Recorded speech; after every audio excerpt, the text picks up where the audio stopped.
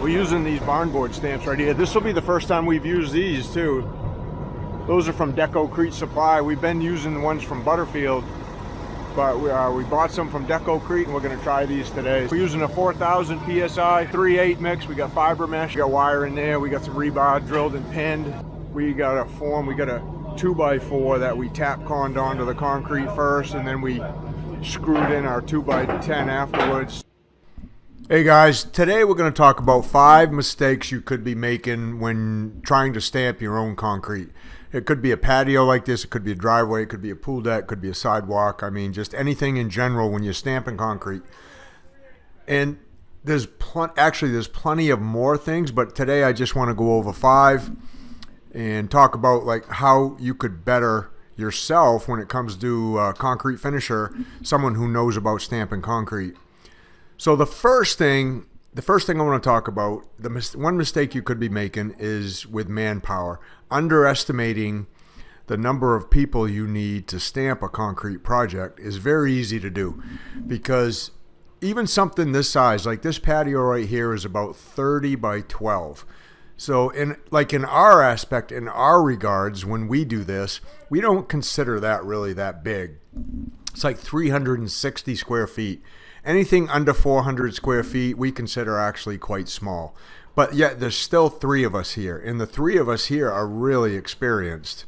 And we're just not going to pour this and leave one guy to stamp it after. All 3 of us will stay here, as you'll see throughout the video. And I'll make some more points as to that after we get into the stamping part of it. But so manpower is key. And if you're the one doing this and you're the one that has the most experience and the other people helping you don't, that even becomes more important for you to have plenty of help when you go to stamp a concrete project like this.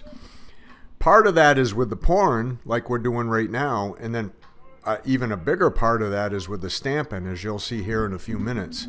So as far as pouring goes, you want to be able to get the concrete out of the chute, get it roughed in like the guys are doing here. They're kind of raking the concrete around. We're actually pouring brown concrete today. And I'll talk a little bit about color in a second. So we're pouring brown concrete, and we're going to stamp this to look like 16-inch barn boards.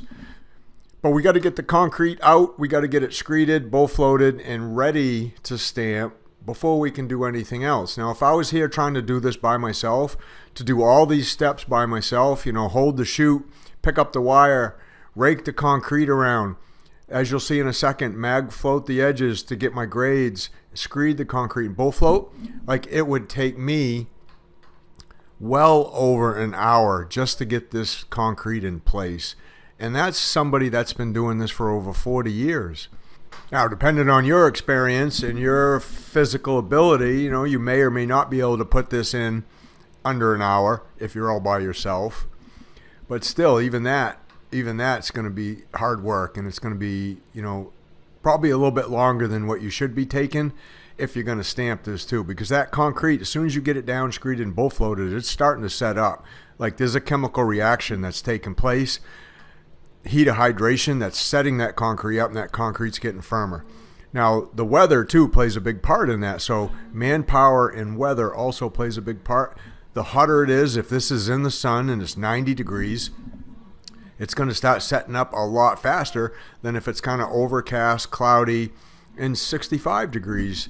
So the timing that takes place between getting it in and then beginning the finishing process is very dependent on, manpower and the weather.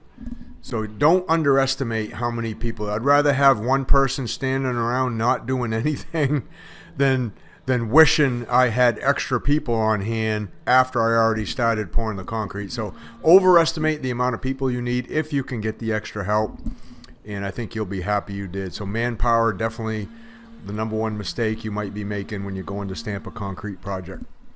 Now, color. Let's talk about color for a second. There's a few things I do when we do stamp concrete with the color.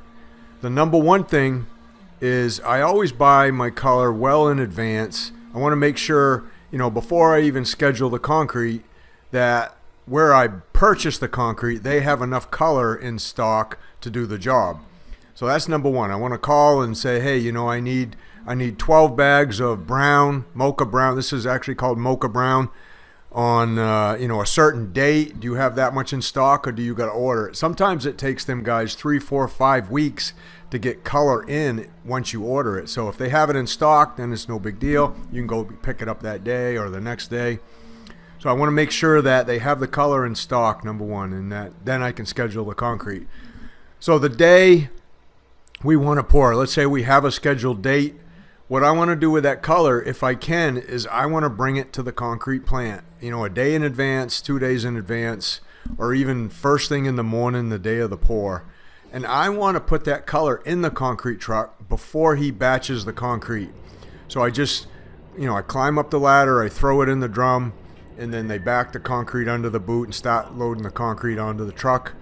And then that color gets mixed into the concrete right as he batches the concrete, and then in transit all the way to the job site. So it's by the time it gets to the job site, the color's all mixed in very thoroughly. When we buy color, most of the time we'll buy it in a bag, and I'll show you a bag right here. This is what the bags look like. And then the bags will dissolve inside the concrete drum. So we just throw it, bag and all, right in the drum. And depending on, you'll have to ask where you buy it if your color is made like that, so your bags just dissolve, but I think most of them are. So that helps the bags dissolve. It gives the bags plenty of time to dissolve before you start pouring out the concrete like we're doing right here. Now, let's say you can't get to the concrete plant. You can't show up and have those bags sitting there waiting to be thrown in. You can add it on the job site, but we do something differently when we add it on the job site. So the truck shows up that morning on the job. You have your bags there.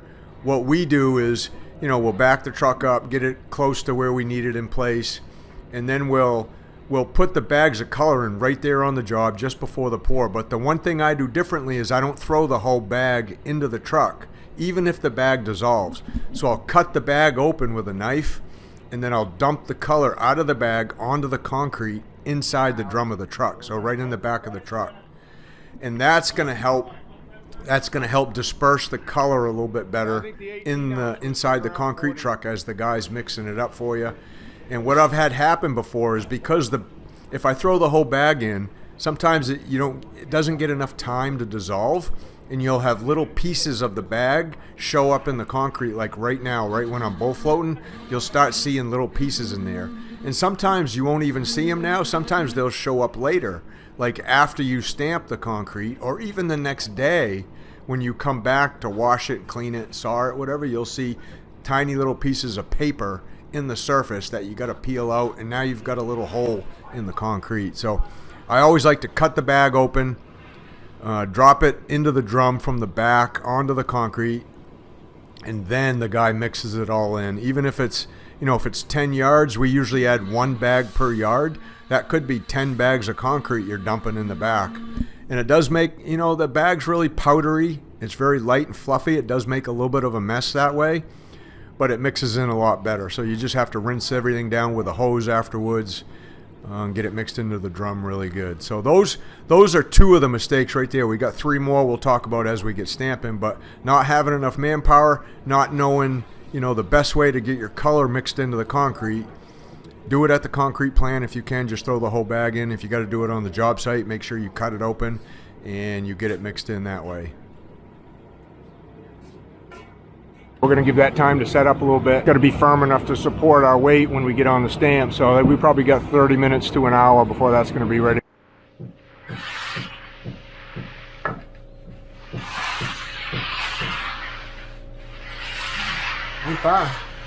So it's about 35 to 40 minutes after we got done pouring, and it's firming up really good.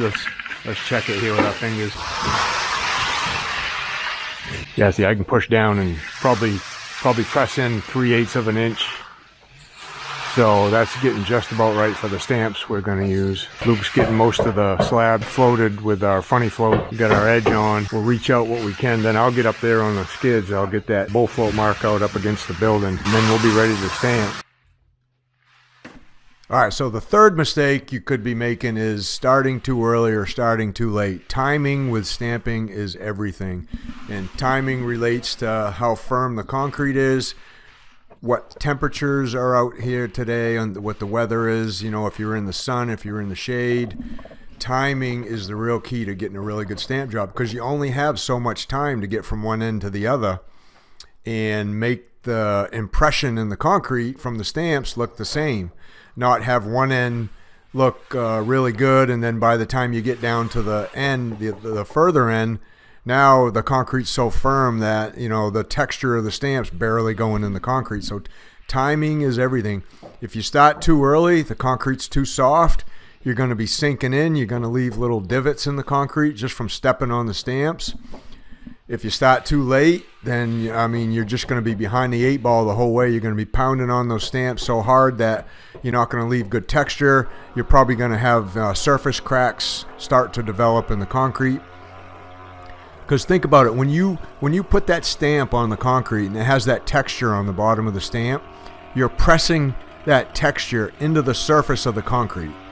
And what you're actually doing, that texture is actually kind of spreading the surface so the texture can get into the surface. Depending on, you know, if you're using barn board like we are today, or maybe an ashlar slate or a cobblestone, you're actually spreading that surface a little bit because you're pressing down into it. So if it's really hard, if the surface is dry and hard, then you're gonna create little cracks in the surface that are gonna show up as you stamp. Now, if you're too soft, again, you're gonna sink down in the concrete, and you're gonna leave what we call like little bird baths everywhere. You're gonna have little divots everywhere just from stepping on it. So timing is one of the hardest things to learn when stamping. And I mean, I go way into more depth in my training in the concrete underground. If you want to really learn how to stamp concrete, or actually my concrete stamping course, which is part of the concrete underground, you could get either one. I talk a lot more about all these little details in there. So if you are looking to do something for yourself, you're going to learn a lot more from that than just this one video right here. So that's the third thing, timing.